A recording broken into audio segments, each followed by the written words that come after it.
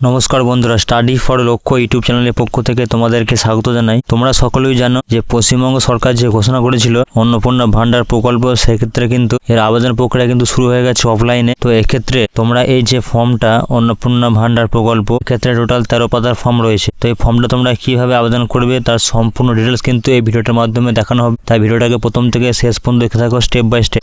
এটা হচ্ছে অন্নপূর্ণা যোজনার একটা ফর্ম, যেখানে টোটাল 13টা পাতা আছে। তো তোমাদেরকে দেখাবো যে প্রত্যেকটা পাতা তোমরা কিভাবে এটাকে ফিল আপ করবে যাতে কোনো ভুল ত্রুটি না হয়। প্রথমে এখানে বলা হয়েছে এখানে পরিবারের প্রধানের নাম, অর্থাৎ তোমার পরিবারের যদি 4টে বা 5টা মেম্বার থাকে এবং সেক্ষেত্রে তোমার পরিবারের যে হেড রয়েছে সেখানে কিন্তু তার নাম লিখতে হবে। অর্থাৎ পরিবারের প্রধানের নাম HOF অর্থাৎ হেড অফ দ্য ফ্যামিলি, এখানে পুরো নাম লিখবে তোমাদের ফ্যামিলির যে হেড রয়েছে। এবং আধার কার্ড অনুযায়ী কিন্তু তোমাকে নামটা লিখতে হবে। লেখা হয়ে গেলে আধার কার্ড দেখে ফিল আপ করবে তার জন্ম তার দিন মাস বছর, অর্থাৎ 1-1-2000 সাল হলে 1-1-2000 এভাবে লিখবে। অর্থাৎ প্রথমে দিন, তারপরে মাস, তারপরে বছর। এবং তোমার পরিবারের প্রধানের লিঙ্গ, অর্থাৎ তোমার পরিবারের যে প্রধান সে যদি পুরুষ হয়ে থাকে সেক্ষেত্রে এই বক্সে ঠিক করবে, এবং মহিলা হলে এই বক্সে এখানে টিক চিহ্ন তোমাকে করতে হবে। করা হয়ে গেলে এখানে চলে আসবে পরিবারের প্রধানের আধার নম্বর, অর্থাৎ তোমার পরিবারের যে প্রধান রয়েছে সেক্ষেত্রে তার আধার নম্বরটা এখানে লিখে দেবে। আধার কার্ড দেখে লেখা হয়ে গেলে 5 নম্বর যে অপশানটা আছে ডিজিটাল রেশন কার্ডের পারিবারিক আইডি থাকে, এই আইডিটা কিন্তু সবাইকার নাও থাকতে পারে, বেশিরভাগ ক্ষেত্রে সবাইকার থাকে না। এখানে অবশ্যই তোমরা এনে লিখে দেবে, অর্থাৎ না। 6 নম্বর যে অপশানটা বলেছে এটা হচ্ছে পরিবারের সদস্য সংখ্যা, অর্থাৎ তোমার পরিবারে কজন রয়েছে সেটা কিন্তু এখানে তোমাকে সংখ্যায় লিখতে হবে। 4 জন হলে 4 জন লিখবে, 5 হলে 5, 6 হলে 6 কিন্তু তোমাকে ফিল আপ করতে হবে। নেক্সট হচ্ছে এখানে ঠিকানা, এখানে তোমার স্থায়ী ঠিকানা তোমাকে সম্পূর্ণ লিখতে হবে, অর্থাৎ গ্রাম, post office, block, police station, তোমার পঞ্চায়েত এবং জেলা, কোন জেলায় বাস করছো এবং পিন নম্বর, সব কিছু কিন্তু এখানে তোমাকে সম্পূর্ণভাবে এখানে ফিল আপ করতে হবে। সব কিছু ফিল আপ হয়ে গেলে এখানে করতে হবে যোগাযোগ নম্বর, অর্থাৎ এখানে বলেছে পরিবারের প্রধানের আধার নম্বর সংযুক্ত মোবাইল, অর্থাৎ আধার কার্ডের সঙ্গে যে মোবাইল নাম্বারটা যুক্ত করা আছে সেই নাম্বারটা তোমাকে কিন্তু এখানে লিখতে হবে। লেখা হয়ে গেলে যে 9 নম্বর ফর্মটা এখানে চলে আসবে। এখানে বলা হচ্ছে পরিবারের প্রধান হেড অফ দ্য ফ্যামিলি, তার নামটা তোমরা আগে থেকে লিখেছো উপরে, এখানে চাইলে লিখতে পারো। এবং তারপর করে কিন্তু এক এক করে ফিল আপ করতে হবে তোমার পরিবারের ওখানে উপরে তুমি যতজন সদস্য লিখেছো সেই প্রত্যেকটা সদস্য কিন্তু তোমাকে এখানে ফিল আপ করতে হবে। 1 নম্বর হচ্ছে পরিবারের প্রধান যদি স্বামী হয়ে থাকে সেক্ষেত্রে তার বইয়ের নাম এখানে লিখতে হবে। সদস্য নম্বর 1-এ বইয়ের নাম অর্থাৎ মহিলার নাম এখানে লিখবে, জন্ম তারিখ, লিঙ্গ হচ্ছে ফিমেল লিখবে, এবং পরিবারের প্রধানের সাথে তার কি সম্পর্ক, আর যদি এখানে তার ওয়াইফ হয়ে থাকে সেটাকে লিখবে এখানে ওয়াইফ, এবং তার আধার নম্বর। এবং এখানে বলা হচ্ছে অন্নপূর্ণার জন্য আবেদন করা হচ্ছে, যদি সেক্ষেত্রে মহিলা হয়ে থাকে তো সেক্ষেত্রে এখানে অবশ্যই এখানে হ্যাঁ টিক চিহ্ন দেবে। এবং অবশ্যই কিন্তু এখানে বয়সটা হতে হবে 25 থেকে 60 বছরের মধ্যে সমস্ত মহিলা, তাহলে কিন্তু এক্ষেত্রে তোমরা আবেদনটি করতে পারবে। নেক্সট এখানে 2 নম্বর সদস্য, অর্থাৎ তার যদি কোনো ছেলে বা মেয়ে থাকে সেক্ষেত্রে তারা এখানে লিখবে এখানে তার নাম, জন্ম তারিখ এবং লিঙ্গ। এবং যদি মহিলা হয়ে থাকে বয়স যদি 25 থাকে সেক্ষেত্রে যদি সে অন্নপূর্ণা ভান্ডার জন্য আবেদন করতে চায় তাহলে কিন্তু হ্যাঁ বক্সে এখানে ঠিক করবে। লেখা হয়ে গেলে পরিবারের প্রধানের সঙ্গে তার কি সম্পর্ক এবং আধার নম্বরটিকে ফিল আপ করতে হবে। নেক্সট বলছে এখানে সদস্য নম্বর 3, অর্থাৎ পরিবারের প্রধান যদি তার স্বামী হয়ে থাকে তো 1 নম্বর সদস্য তার বউ, 2 নম্বর সদস্য হবে এক্ষেত্রে তার ছেলে, 3 নম্বর ছেলে কেউ থাকে সেক্ষেত্রে এক এক করে এখানে ফিল আপ করতে হবে পরিবারে কিন্তু যতক্ষণ থাকবে। এটা ফিল আপ হয়ে যাওয়ার পর এক এক করে এখানে চলে আসবে ব্যাঙ্ক অ্যাকাউন্টের ক্ষেত্রে। এখানে যে সমস্ত ডিবিটি লিঙ্ক করা আছে সেই কিন্তু 1 নম্বরটা তোমাকে এখানে লিখতে হবে। প্রথম বলেছে HOF অর্থাৎ হেড অফ দ্য ফ্যামিলি যে আছে তার ব্যাঙ্ক হতো কোন ব্যাঙ্ক, পাঞ্জাব ন্যাশনাল ব্যাঙ্ক হলে এখানে লিখবে পাঞ্জাব ন্যাশনাল ব্যাঙ্ক, SBI হলে SBI। লেখা হয়ে গেলে এখানে 1 নম্বরটা এখানে লিখে দেবে এবং তার সঙ্গে সঙ্গে কিন্তু এখানে IFSC কোডটা এখানে লিখে দেবে। নেক্সট হচ্ছে সদস্য নম্বর 1, এক্ষেত্রে সদস্য 1-এ তুমি যে নামটা দিয়েছিলে অর্থাৎ সেই মহিলার নামটা এবং তার যে অ্যাকাউন্ট নম্বরে এখানে ডিবিটি লিঙ্ক করা আছে সেই ব্যাঙ্কটা এখানে লিখবে। তারপর হচ্ছে অ্যাকাউন্ট নম্বর হচ্ছে IFSC কোড। এভাবে কিন্তু তুমি যতজন সদস্য দিয়েছো প্রত্যেকটা সদস্যর কিন্তু এখানে ব্যাঙ্ক অ্যাকাউন্ট নম্বর এবং IFSC কোডটা এখানে লিখে দেবে। এটা হলো এখানে ব্যাঙ্কের ডিটেলস। নেক্সট যে অপশানটা এখানে বলা হয়েছে তোমাদেরকে সেটা হচ্ছে এখানে এপিক নম্বর, অর্থাৎ ভোটার কার্ডের নম্বর এবং কোন বিধানসভার ক্ষেত্রে এবং তোমার যে অংশ নম্বর কত রয়েছে এটা তোমাকে ফিল আপ করতে হবে। প্রত্যেকটা ফ্যামিলি কিন্তু যারা এখানে সদস্য নম্বর এখানে ফিল আপ করছে টোটাল সবাই কিন্তু এখানে আধার কার্ড যাদের আছে অবশ্যই তোমাকে দিতে হবে। প্রথমে চেয়েছে এখানে হেড অফ দ্য ফ্যামিলির এপিক নম্বর, অর্থাৎ ভোটার কার্ড নম্বর এখানে লিখবে এবং বিধানসভার AC মানে অ্যাসেম্বলি নম্বরটা এখানে লিখবে, কোন বিধানসভার অন্তর্গত এবং অংশ নম্বর, অর্থাৎ তোমাদের গ্রামের কত নম্বর বুথে তোমাদের ভোট হয়েছিল সেই অংশ নম্বরটা লিখে দেবে। ঠিক এক এক করে এখানে সদস্য 1, সদস্য 2 এবং সদস্য 3 যতজন থাকবে এখানে সবাই কিন্তু এখানে তোমরা লিখে দেবে। নেক্সট বলেছে এখানে বিভাগ, অর্থাৎ তোমার ক্যাটাগরি। যদি তুমি এক্ষেত্রে অসংরক্ষিত তো আনরিজার্ভ থাকো সেখানে আনরিজার্ভে টিক করবে, এবং যদি আনরিজার্ভ EWS থাকো সেক্ষেত্রে এখানে টিক করবে। এসসিদের ক্ষেত্রে তফসিলি জাতি, এসটির ক্ষেত্রে এখানে তফসিলি উপজাতি, ওবিসির ক্ষেত্রে হচ্ছে অন্যান্য অনগ্রসর শ্রেণী, এবং বিশেষভাবে ঝুঁকিপূর্ণ জনজাতি গোষ্ঠীর ক্ষেত্রে এখানে টিক করবে। নেক্সট বলা হচ্ছে এখানে রেশন কার্ড বা খাদ্য ভর্তুকি।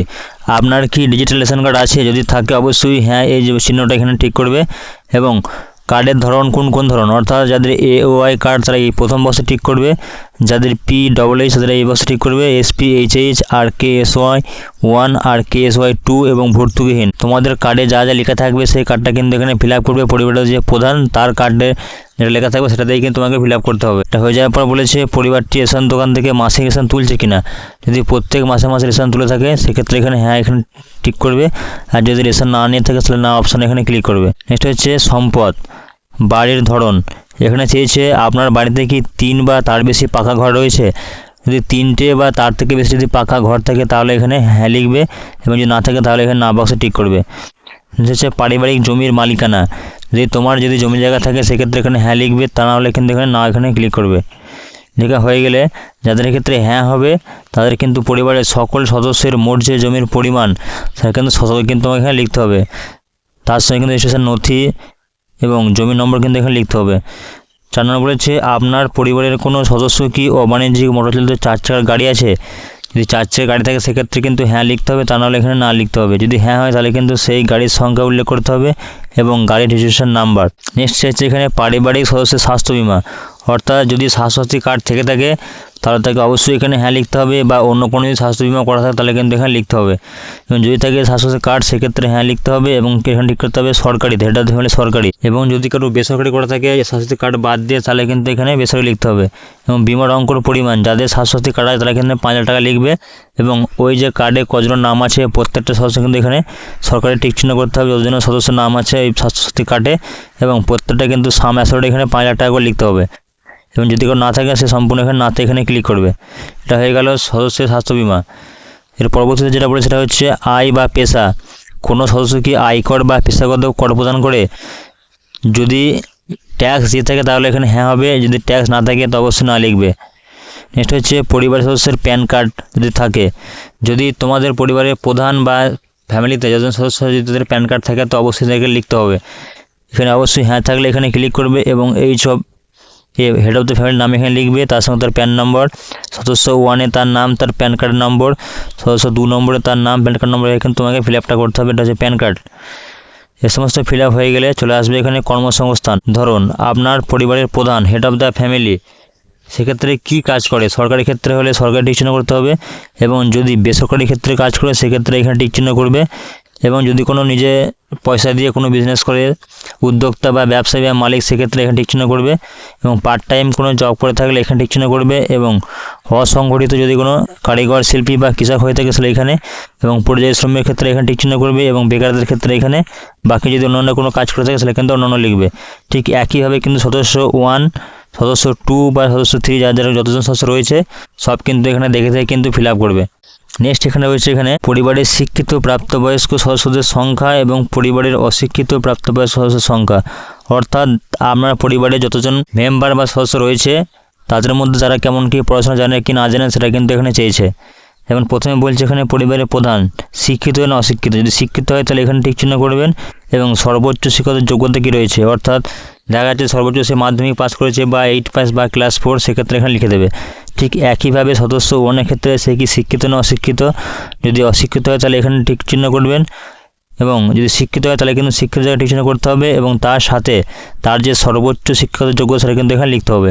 নেক্সট হচ্ছে কোনো সদস্য কি কোনো সাংবিধানিক পদ, মন্ত্রী বা সাংসদ, বিধায়ক বা পৌরস্থানীয় সংস্থা বা গ্রাম পঞ্চায়েত সংস্থার প্রাক্তন বা বর্তমান ধারক যদি হয়ে থাকে, অর্থাৎ গ্রামের সদস্য বা পঞ্চায়েত সদস্য হয়ে থাকে সেক্ষেত্রে তোমাকে কিন্তু হ্যাঁ লিখতে হবে, এবং যদি এই পদে রয়েছেন তার সদস্য নম্বরটা এখানে লিখতে হবে।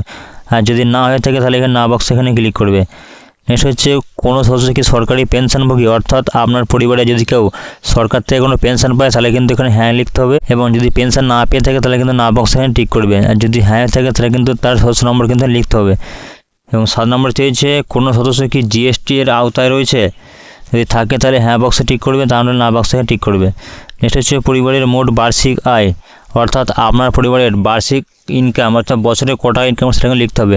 এখানে মিনিমাম কিন্তু 60,000 টাকার উপরে কিন্তু তোমাকে লিখতে হবে, 60,000 টাকা কমলে কিন্তু তোমার হবে না। 80,000 বা 1 লাখ বা 1,20,000 তোমাকে এখানে ফিল আপটা করতে হবে। নেক্সট হচ্ছে অন্যান্য পরিচয়, এখানে চেয়েছে CAA, যদি কারো CA করা থাকে বা কোনো কিছু আবেদন হয়েছে তাই সেক্ষেত্রে কিন্তু আবেদন নম্বর এখানে লিখতে হবে, তার সঙ্গে ইস্যু করা সার্টিফিকেট যদি হয়েছে থাকে সেখানে টিক করতে হবে। আর যদি না হয়ে থাকে তাহলে প্রযোজ্য নয় অপশানে এখানে ক্লিক করবে।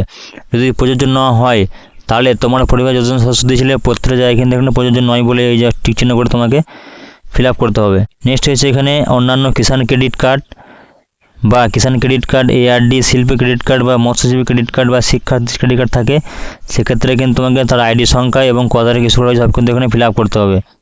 আর যদি না থাকে তাহলে কিন্তু এটা তোমাকে ছেড়ে দিতে হবে, কোনো ফিল আপ করার কোনো প্রয়োজন নেই। নেক্সট হচ্ছে যদি SIR 2026 নাম বাদ পড়ে থাকে তুমি মামলার ট্রাইব্যুনালে পড়েছেন কি না, যদি হ্যাঁ হয় তাহলে কিন্তু হ্যাঁ দিতে হবে এবং এখানে কিন্তু মামলার বিবরণ তোমাকে লিখতে হবে। আর যদি না হয়ে থাকে তাহলে কিন্তু এখানে প্রযোজ্য নয়, ওইখানে তোমাকে টিক চিহ্নটা করতে হবে। ঠিক একইভাবে সদস্য 1 সদস্য 2 যাদের প্রযোজ্য নয় সেই ক্ষেত্রে কিন্তু প্রযোজ্য নয় বলে যে অপশানটা আছে সেটা কিন্তু তোমাকে টিক চিহ্ন করতে হবে। তারপর হচ্ছে এখানে সামাজিক মর্যাদা এবং নির্ভরশীল ব্যক্তিগণ, এখানে বিদ্যালয়ে যারা শিশু রয়েছে তোমাদের ফ্যামিলির মধ্যে সেখানে ফিল আপ করতে হবে শিশুর নাম, কোন ক্লাসে পড়ে, বিদ্যালয়ের নাম এবং সেই বিদ্যালয়টি সরকারি না বেসরকারি না মাদ্রাসা না অন্যান্য কিন্তু এখানে লিখতে হবে। যদি সরকারি হয় তাহলে সরকারিতে ক্লিক করবে, বেসরকারি হলে বেসরকারি এবং অন্যান্য হলে কিন্তু এখানে অন্যান্য নামটা লিখতে হবে। ঠিক একইভাবে এখানে সদস্য সংখ্যা শিশু সংখ্যা 2 3 যাদের রয়েছে বাচ্চা সেক্ষেত্রে তারা কিন্তু এটা ফিল আপ করবে।